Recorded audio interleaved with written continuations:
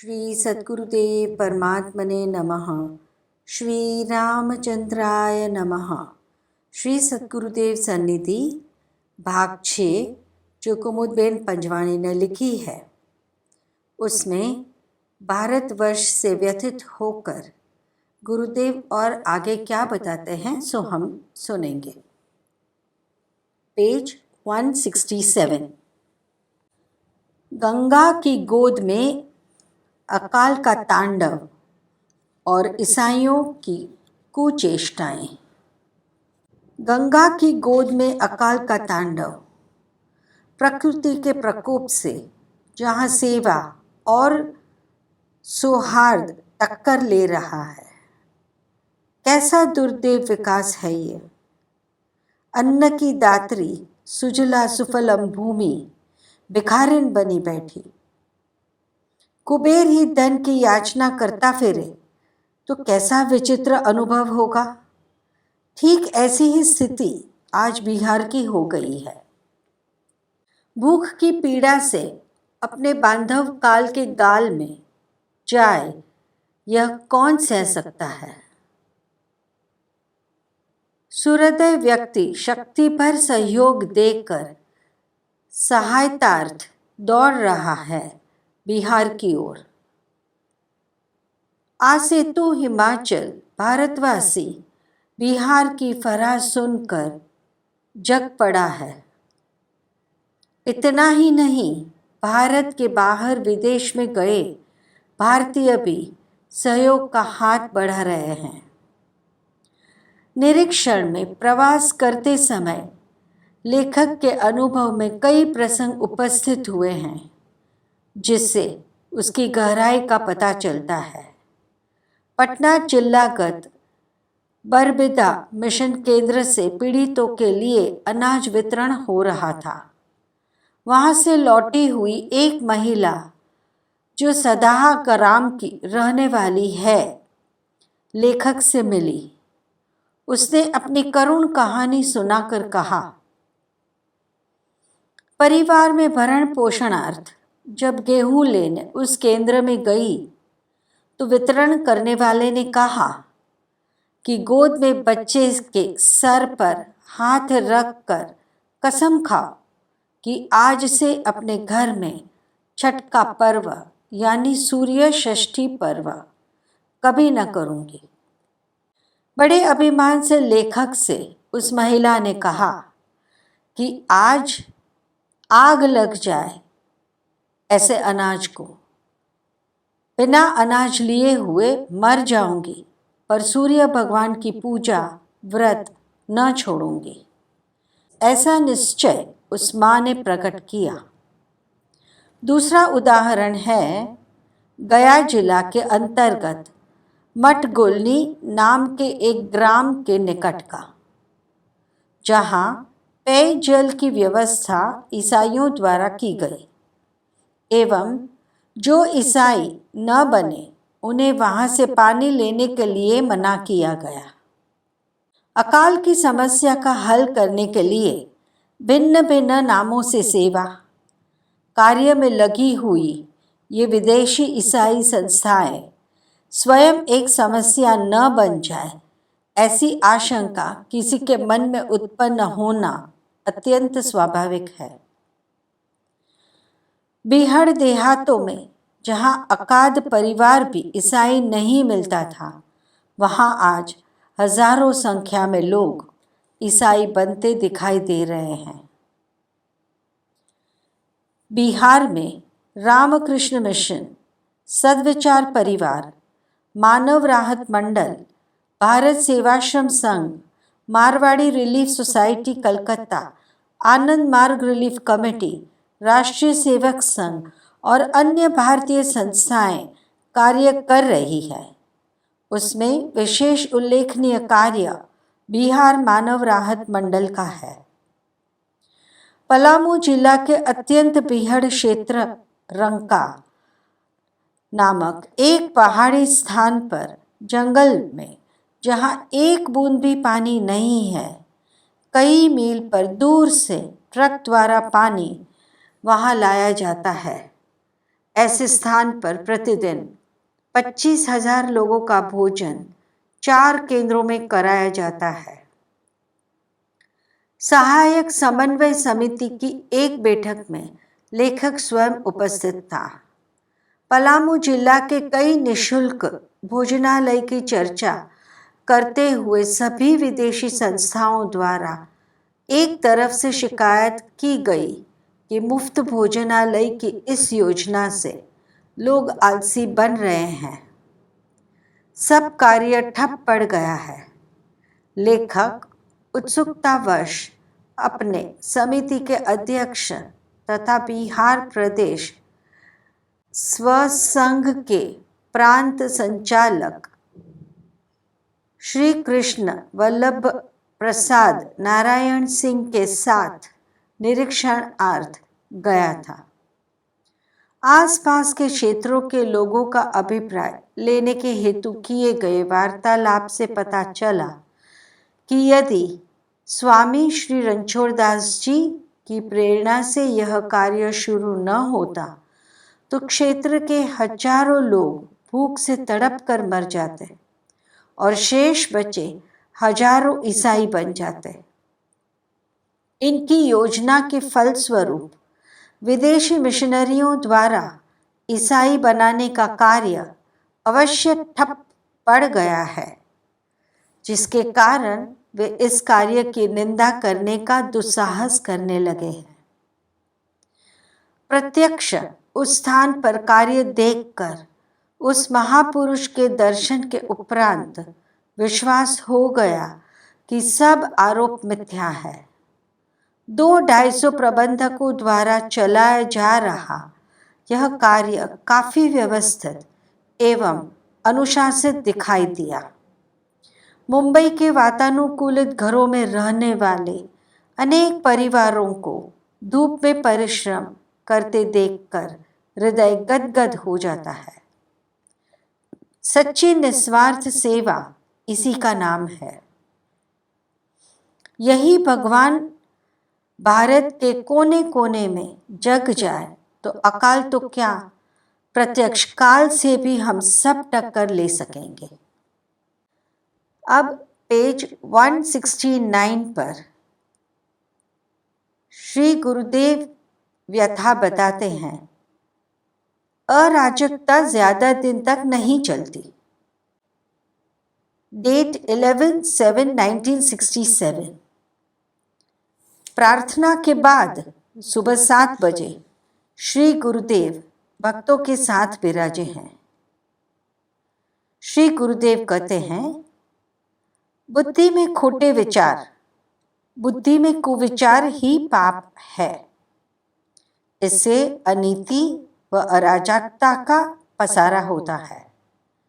आप लोगों को मैं एक सच्ची घटना बताऊं। एक गांव में नायब तहसीलदार था। पूरे गांव वाले उससे तंग आ गए थे, परंतु सत्ता के पद पर था तो उसकी अनीति सहन करते रहते थे। उसने एक किसान के घर जाकर एक ट्रक पूरा अनाज का भरवाया। किसान बाहर गया था। आते ही उसने सारा मामला समझ लिया और वह गंभीर हो गया और निश्चय कर लिया। बस फौरन ही भरी बंदूक लेकर ड्राइवर के सामने खड़ा हो गया और कहा कि खबरदार, ट्रक चलवाया तो उड़ा ही दूंगा। सब गांव वालों को कहा कि सभी एक एक बोरा उठा ले जाओ। मिनटों में ट्रक खाली हो गया।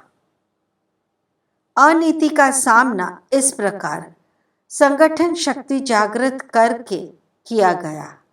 तब से गांव वालों ने तहसीलदार के जुल्म से छुटकारा पाया। अराजकता व अंधेरगर्दी का यह एक उदाहरण है। देहातों में ऐसा बहुत चल रहा है। हमारे मिनिस्टर व नेता लोग देहातों में जाते ही नहीं हैं। चुने गए प्रतिनिधि भी शहरों में बने रहते हैं और उसी प्रयत्न में लगे रहते हैं कि हम किस प्रकार जल्दी से मिनिस्टर हो जाए। अराजकता की ओर ध्यान देने को कोई चाहता नहीं, कारण कि स्वयं अराजकता का फायदा उठाने में व्यस्त है। परंतु इसी प्रकार दीर्घ काल तक चलता रहा तो अराजकता का परिणाम होगा पराधीनता।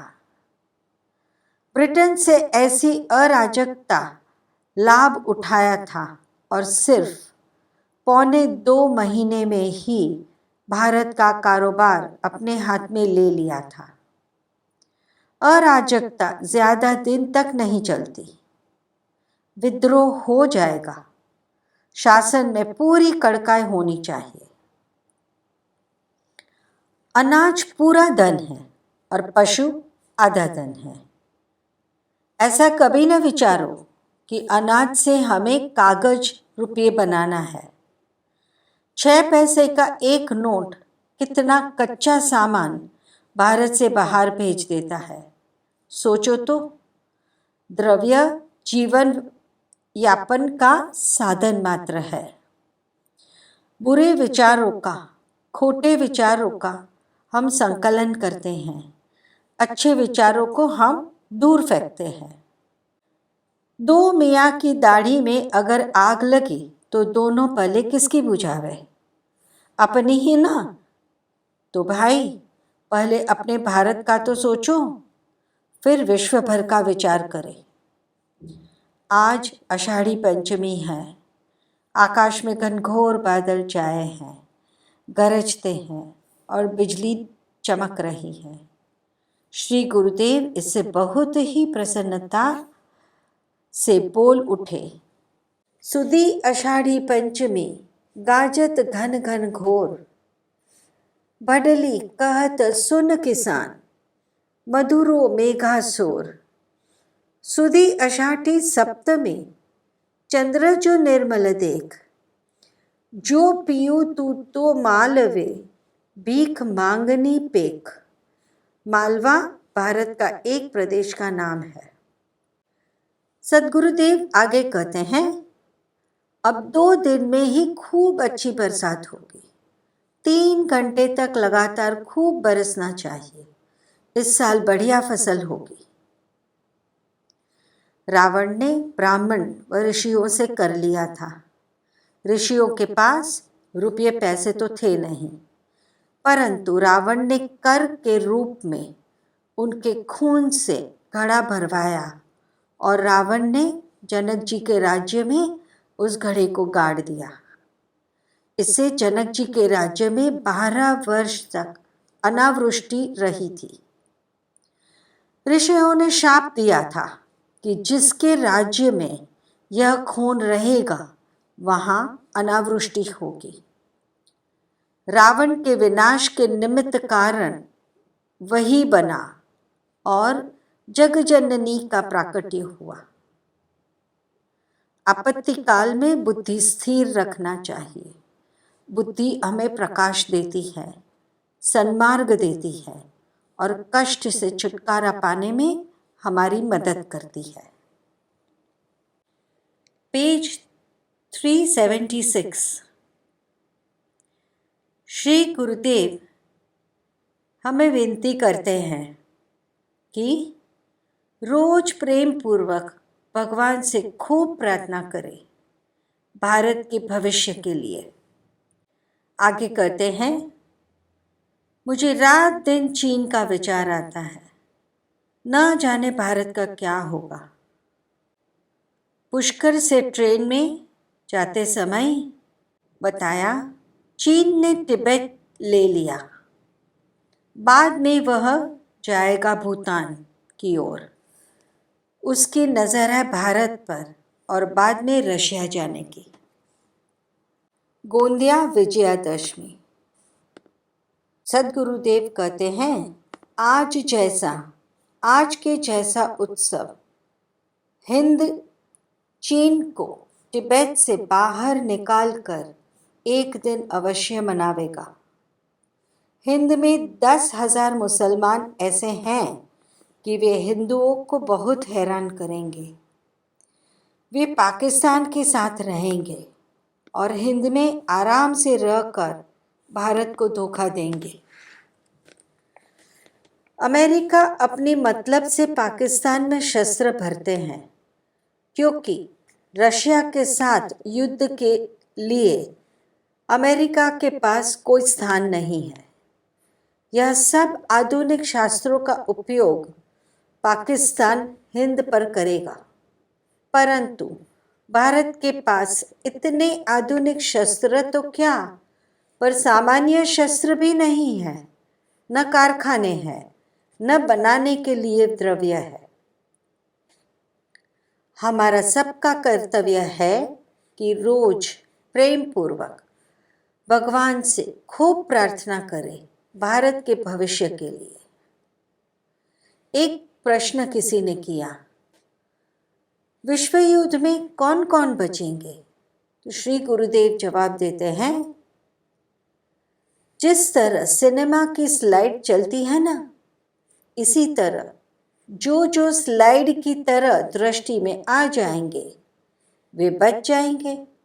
जो जो ग्रह, योग, नक्षत्र आदि महाभारत के युद्ध के समय थे, यह सब योग सन 1962 के फरवरी महीना में आते हैं। पेज 377 पर चंदू बहन श्री गुरुदेव से प्रश्न करते हैं, हे गुरुदेव, आप श्री ने हे प्रभु असम न कर तो भजन बनाया है, उसमें नाव बूढ़ता है, बूढ़ेंगे ऐसा अनुमान क्यों करना? श्री गुरुदेव जवाब देते हैं, ऐसा डर न हो तो भजन गाने की, बोलने की ज़रूरत नहीं है। दृढ़ विश्वास हो तो दूसरी जरूर नहीं। प्रभु प्राप्ति के दो मार्ग है, तप और उपासना अथवा अनन्य शरणागति। उग्र तप से पाप का नाश जल्दी हो जाता है, शरणागति में धीरा परिणाम निकलता है, परंतु दोनों का परिणाम एक ही है। पेज 152 कटुता छोड़ो। श्री गुरुदेव कहते हैं, आप सबको चाहिए कि जितनी बने उतनी अगवड़ सहन करके अपने भाई बहनों को, दूसरे सब स्वयं सेवकों को सगवड़ पहुंचाने का प्रयत्न करें। अपने लोग यहाँ पर सेवा करने आए हैं, सेवा करें। कोई किसी से कटु न बोलो। भाई, किसी दूसरे पर अपना भार मत रखो, प्रेम से रखो। देखो, कोई कहीं तीर्थ जाता है तब कुछ न कुछ छोड़ते हैं। अपने भी रंग का तीर्थ में है, अपने भी यहाँ कुछ छोड़ो, कटुता छोड़ो, अपना स्वभाव अच्छा रखो। तारीख 8/7/1967 सुबह प्रार्थना बाद रंजन बहन कोटचा को देखकर श्री गुरुदेव कहते हैं, रंजन, तुम दृग खंजन में रज अंजन नित्य लगाया करो। भवभंजन गंजन दुख महा रघुनंदन का यश गाया करो। गुरु माता पिता अरु बंधु सखा इनको मत भूल सताया करो। जो सहज बने ग्रह की चर्या गृहिणीवत मन को लगाया करो। श्री मानस जी के अखंड पाठ के 24 वर्षा होती है। सोई जल अनल अनिल संघाता होई जलद जग जीवन दाता। इस प्रकार चौपाई के संपुट से पाठ करना चाहिए। माक्षर सुद षष्ठी के रोज बादल हुए हो और वर्षा नहीं आई हो तो आषाढ़ वद षष्ठी के रोज जरूर वर्षा होगी, और यदि माक्षर में वर्षा हो गई तो आषाढ़ में कभी भी उसी दिन वर्षा नहीं होगी। शूद्रों को शास्त्र पढ़ने का बराबर अधिकार है। पहले मैं राजकोट जाता था, तब मोची बाजार से आते मोचियों को विचार सागर पढ़ाता था। इसके लिए प्राण जीवन नामक एक भक्त रोज मेरे साथ चर्चा करे और लड़े कि उनको शास्त्र नहीं पढ़ना चाहिए। मैंने पूछा कि बताओ, ब्राह्मण कहाँ से उत्पन्न हुए हैं? तो बोले कि भगवान के मुख से। मैंने पूछा कि शूद्र कहाँ से उत्पन्न हुए हैं? तो उन्होंने बताया भगवान के पैर से, चरण से। ब्राह्मणो यस्य मुखमासीद बाहु राजन्यः कृतः उरु तदस्य यद्वैश्य पदाभ्यां शूद्रो अजायत। पुरुष सूक्त 11। अर्थ, देवों ने तथा ऋषियों ने इस विराट पुरुष की सृष्टि युग यज्ञ में इस विराट पुरुष के मुख में से ब्राह्मण जाति, बाहु में से क्षत्रिय जाति, जांग में से वैश्य जाति और पांवों में से शूद्र जाति की उत्पत्ति की कल्पना की है। मैंने कहा, सब लोग भगवान के पैर की पूजा करते हैं, चरणामृत लेते हैं, परंतु मुखामृत कोई नहीं लेता। तो इसके जरिए हम शूद्रों की ही पूजा करते हैं, फिर उनसे घृणा क्यों? शूद्रों को शास्त्र पढ़ने का बराबर अधिकार है।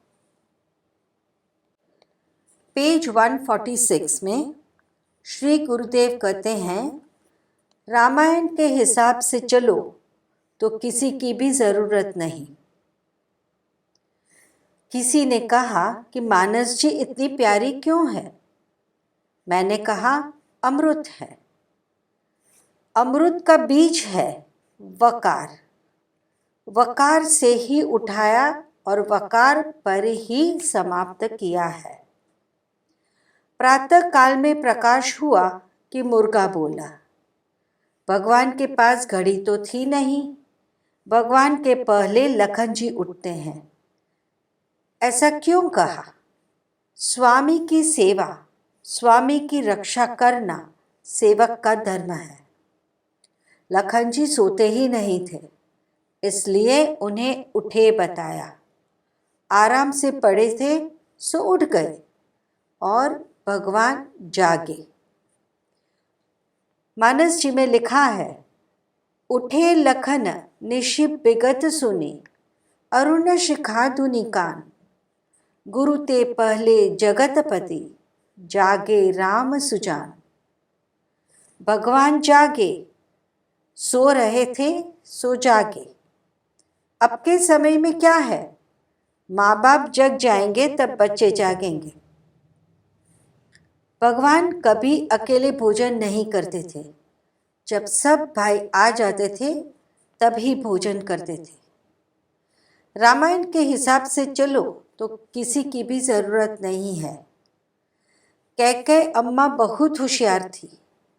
जब देखा कि अब भगवान को संस्कृति की रक्षा के लिए जाना है, तब ही 2 वचन मांगे हैं। राम जी को सोचा होता है कि मुझे अकेले ही क्यों राज्य दिया जाता है। हम चारों साथी जन्मे, पढ़े, खेले इत्यादि।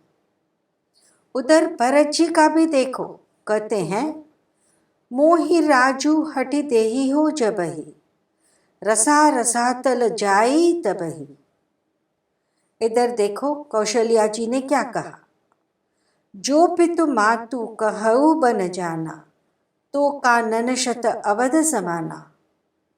अगर रामायण पढ़ते हो तो सच्चे गृहस्थ बनो। राम जी के राज्य में 8 तरह के वोटर होते थे, मतदाता थे। कैसे? गनी गरीब, ग्राम नर नागर, पंडित मूढ़ मलिन उजागर। पेज 350 सुरेश भैया उपाध्याय की डायरी में से, तारीख 5/7/1967, रंका। श्री गुरुदेव कहते हैं, जब कभी जीवन में अपकीर्ति के पात्र बनता हो, तब धार्मिक मानव अंतर्मुख हो अपनी भूल की तपास करे। बोले हैं नारद शारद गणेश सुनो, भारत तुम्हारा सो अंधेरी को घर है। नौकर कर्तव्यहीन, व्यापारी व्यापारहीन, मजूरों के चूल्हे में आगी को न डर है। नेता न लेता गरीबी दाद सुनकर भी, मंत्री जनपद को पचा रहे सर है। तारीख 10/7/1967 रंका। धन कुबेर बल पवन सम, घी गणेश सम होय। मिथ्या प्रवत प्रचार से वृत्ति में भ्रम होय। तारीख 16/12/1967। श्री गुरुदेव कहते हैं, यह पहले से दृढ़ विश्वास है कि भौतिक विज्ञान से शाश्वत सुख, आत्मसंतोष, मन की शांति कदापि मिल नहीं सकेगी। आजकल के विज्ञानियों में से बहुत आगे बढ़ा हुआ था रावण भौतिक विज्ञान में, पर जगत को सुख न दे सका, न अपनी आत्मतुष्टि प्राप्त की थी। तारीख 17/12/1967। जीवन का घड़तर विचारों पर निर्भर है और विचार की उत्पत्ति संपर्क यानी संग से होती है। जैसे जैसे विचार पुष्ट होते हैं, वैसे ही मन अधिकांश आचरण में डालता जाता है। अस्तु, इसी वास्ते कुसंग और सुसंग की पृथकता कर महान पुरुषों ने सत्संग करने का आग्रह किया। कुविचारों के आचरण से न तो शांति मिलती है और न जीवन में आदर्श आता है। अस्तु, जहाँ तक हो सके वहाँ तक अच्छे पुरुषों का संग करना और तदानुकूल जीवन बनाने का प्रयत्न करना। पेज 349। तो उन्नत जीवन बनाने के लिए श्री गुरुदेव कहते हैं, इतना करो। डेट 22/12/1967। कनक कामिनी मित्र रिपु कर प्रयत्न तज देत। योगी अडत विदेश में मान प्रतिष्ठा हेत। अटत माने घूमते फिरते। अपने जीवन को उन्नत व सर्वांग सुंदर करना है तो इतना करो। पहला, महत्वपूर्ण वस्तु को प्राप्त करने के उद्देश्य के बिना कि कोई भी इच्छा को अंतःकरण में स्थान मत दो। दूसरा, जिसमें तुम्हारी उन्नति संभव न होवे ऐसा भाव, ऐसा विचार मन में न होने दो। तीसरा, जीवन को ज्यादा उच्च व सुंदर न दिखावे ऐसा कोई भी चित्र कल्पना के द्वारा निर्माण मत करो। चौथा, मैं मेरी सृष्टि का स्वामी हूँ, यह दृढ़ निश्चय के साथ जो मनुष्य प्रत्येक विचार को, प्रत्येक शब्द को, प्रत्येक क्रिया को करता है, वह सुख दुख को अपने वश में कर पाता है। आज मोटर से इंदौर पहुँचे, रात्रि रहे। तारीख 23/12/1967 को भोपाल रात्रि रहे। कल विदिशा जाएंगे। 2-3 दिन वहाँ रहकर वापस इंदौर होकर मुंबई की तरफ चलेंगे।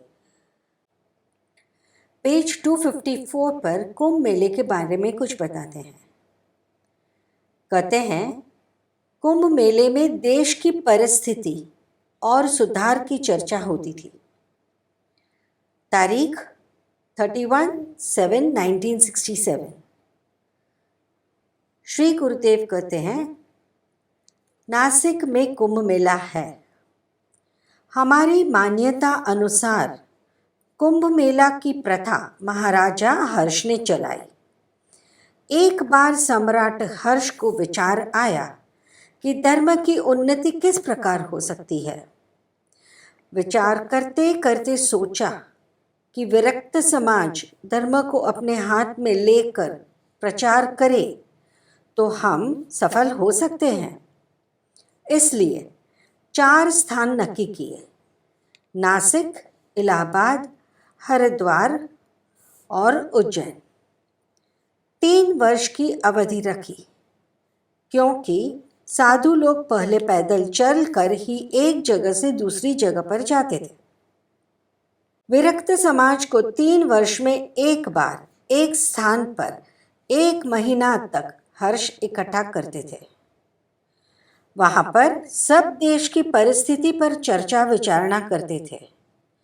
कुंभ मेला में हर्ष ने दान करना शुरू किया। 3 वर्ष तक की जरूरियात जितना रखकर कुंभ में अपने कपड़े तक वे दान में कर देते थे। मेले में पूरे भारत के समाचार मिल जाते थे। अभी कुंभ मेला में रोटी चलती है, पहले चर्चा चलती थी कि देश में कहाँ पर सुधार की आवश्यकता है। कर्मकांडी, ज्ञानी और उपासक तीनों का कुंभ में समावेश और मेल रहता था। अब हठाग्रह रह गया है। पहले संशोधन होता था, सत्य की खोज होती थी। अब हठ और आग्रह की खोज होती है। परिणाम स्वरूप सब अलग अलग हो गए। जीव क्या वस्तु है? जगत क्या वस्तु है? जगत का स्थान कहाँ? इन्हीं बातों पर पहले कुंभ मेला में मतभेद होता था। इसका रूपांतर होते होते अब सिर्फ सिद्धांत पर लड़ना ही बाकी रह गया है। असली महत्व को सब भूल गए हैं। असंयम और ईर्ष्या को लेकर सब संगठन छूट गया। साधुओं के आपसी झगड़े के कारण सरकार ने कुंभ की व्यवस्था अपने हाथ में ले ली है। अपने विचारों से हम नीचे उतरे तब कानून हस्तक्षेप करता है। सैद्धांतिक मतभेद, ईर्ष्या आदि सब बढ़ गया है। कुछ भी तथ्य न हो, ऐसी बातों को लेकर साधु लोग लड़ते हैं। इस कारण से सरकार ने हस्तक्षेप किया और व्यवस्था रखने को तथा भीड़ को पहुंचने को 3 तिथि निश्चित रखी। शुभ तिथियों के स्नान के महत्व को भी लक्ष्य में रखा।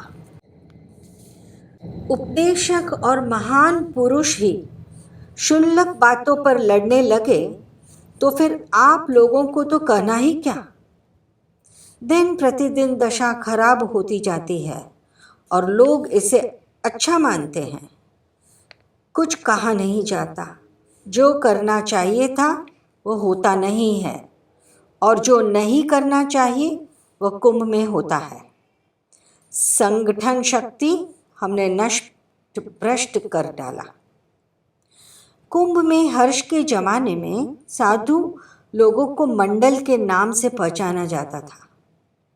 मुसलमानों के वक्त में इसका जमात नाम पड़ा और गुरु गोविंद सिंह के जमाने में इसे खालसा के नाम से पहचाना गया।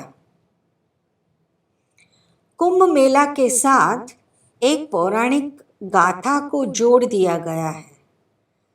जब समुद्र मंथन हुआ तब अमृत निकलने पर देव, दानव और मानव में झगड़ा हुआ। गरुड़ जी ने सोचा कि यह तो ठीक नहीं होता। वे कुंभ लेकर उठे। उन्होंने पहले उसे प्रयाग में रखा, उसके बाद नासिक, उज्जैन और हरिद्वार में रखा। 4 जगह पर यह अमृत कुंभ रखने की वजह से इसे 4 जगह पर मानते हैं। वास्तव में इसे हर्ष ने चलाया है। पेज 251 पर अब हम गंगा जी के बारे में सुनेंगे कि गुरुदेव क्या कह रहे हैं। गुरुदेव कहते हैं, गंगा जी में भी चैतन्य है। कहते हैं, तीर्थ यानी तारण करना। गंगा जी के जल से लाखों एकड़ जमीन सींची जाती है। जल भी बड़ा विलक्षण है। कहीं से भी आप शीशी में जल भरकर रखिए, बरसों तक उसमें एक भी कीटाणु नहीं पड़ेगा। उसी पानी से खेती हो रही है। इसकी उदारता देखिए कि हम उसमें थूकते हैं, अंग धोते हैं, कफ डालते हैं, फिर भी वह हम पर उपकार करती है। उसमें भी चैतन्य है, वह जड़ नहीं है। ऐसा अपराध नहीं करना चाहिए।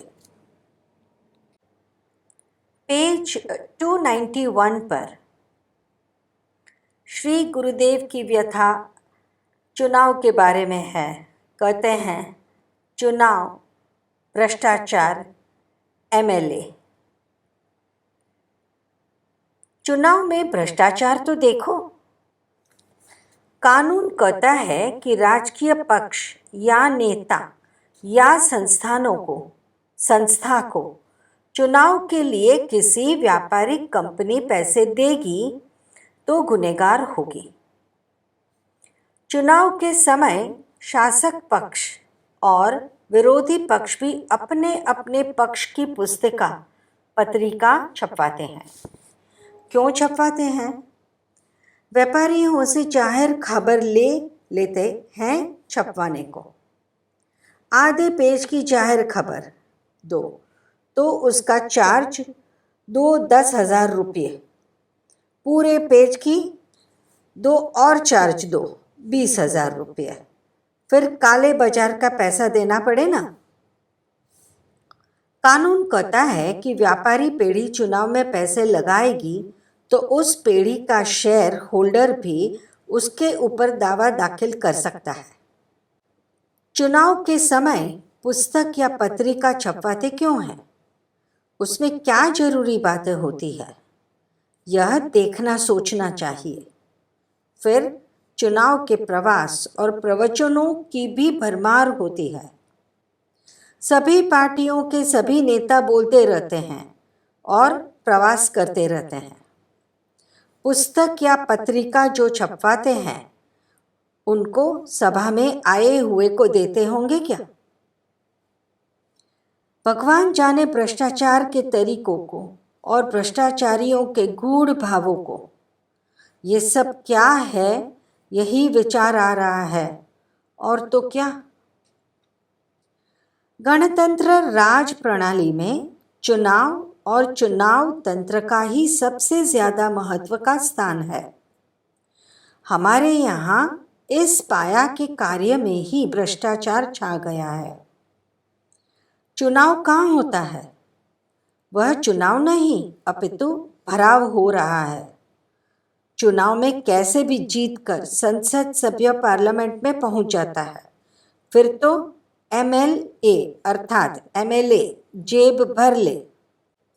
अपनी बंडी की जेबों में हाथ डालते हुए कहा, इस प्रकार रमण गुण के कारण राम नाम की रमणीयता में और भी विलक्षणता सिद्ध हुई। श्री सद्गुरु देव की जय।